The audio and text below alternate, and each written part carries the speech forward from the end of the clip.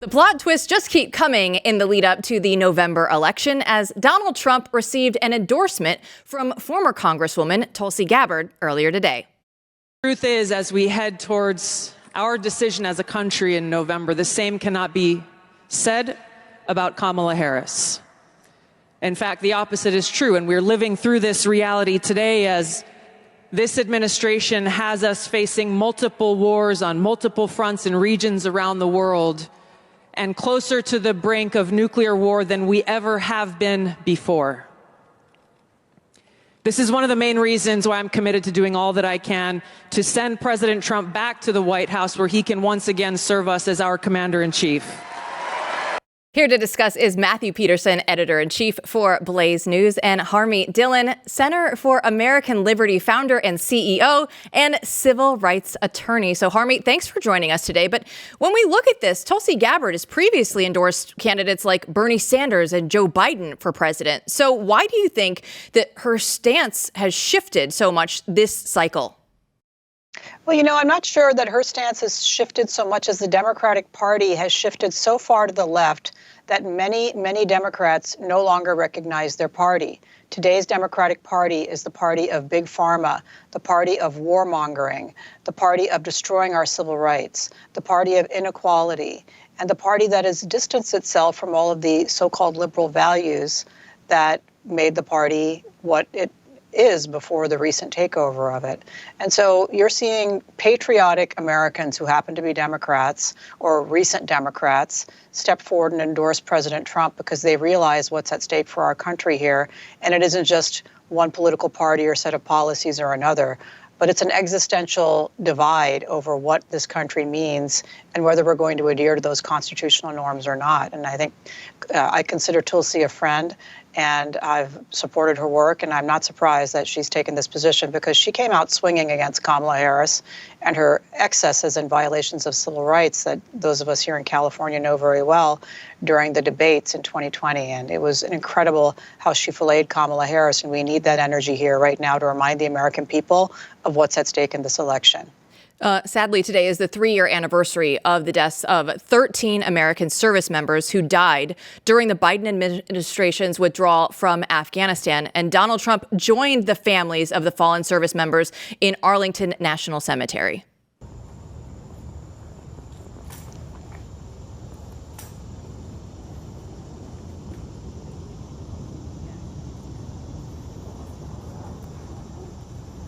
Now, Harmeet, we compare and contrast what Donald Trump did, and then Joe Biden spent his day at the beach house, and Kamala Harris was nowhere to be found. So what does it say that we see Donald Trump paying the respects to the fallen, and Biden and Harris are nowhere to be found? Well, what it says is we don't really have a president in the White House right now, and we haven't for some time. I would argue we haven't had one the entirety of the so-called Joe Biden presidency. We don't even have a vice president because she's out there campaigning in her anointed role as the leader of the Democratic Party and the nominee of the party. But what it says more deeply is today's Democratic Party views life as cheap.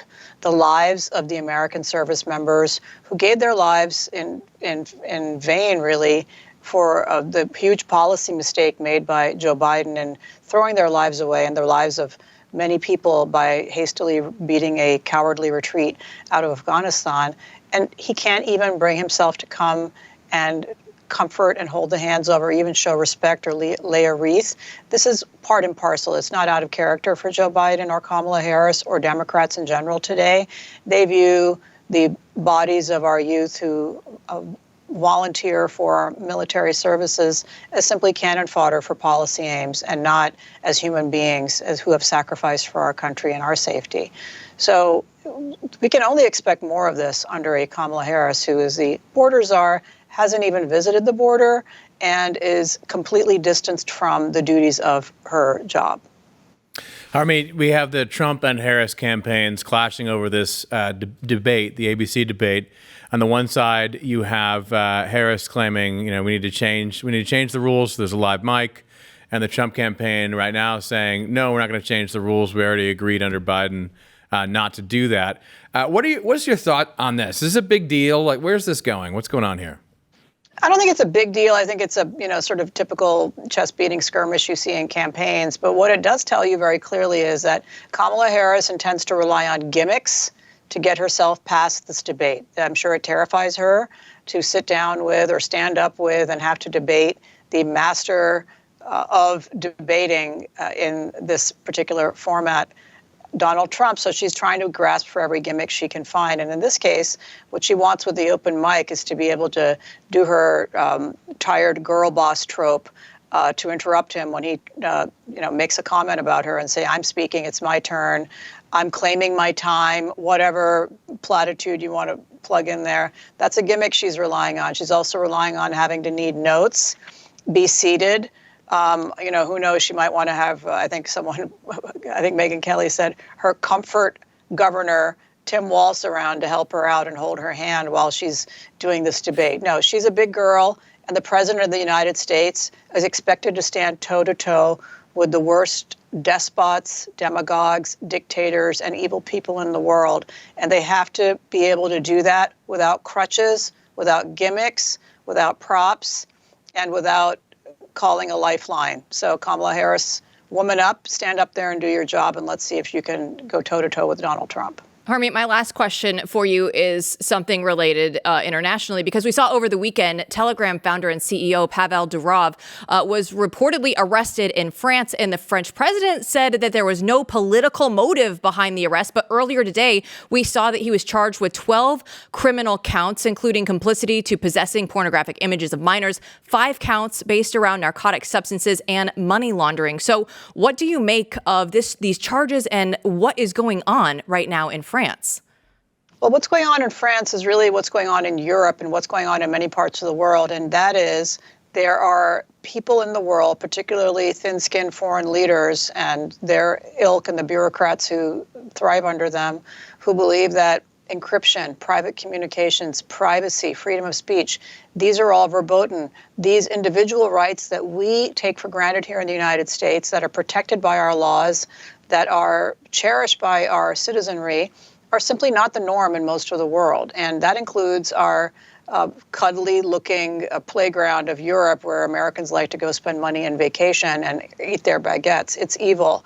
And make no mistake, they're coming after X, they're coming after Rumble, they're coming after the Tucker Carlsons of the world. They're coming after every free speech loving person who decides they'd like to communicate privately. We have in America something called the Communications Decency Act, Section 230. I have some problems with parts of that law, but the critical part of that law that we have in America is that a platform is not legally responsible for the communications that people who are on that platform make with one another.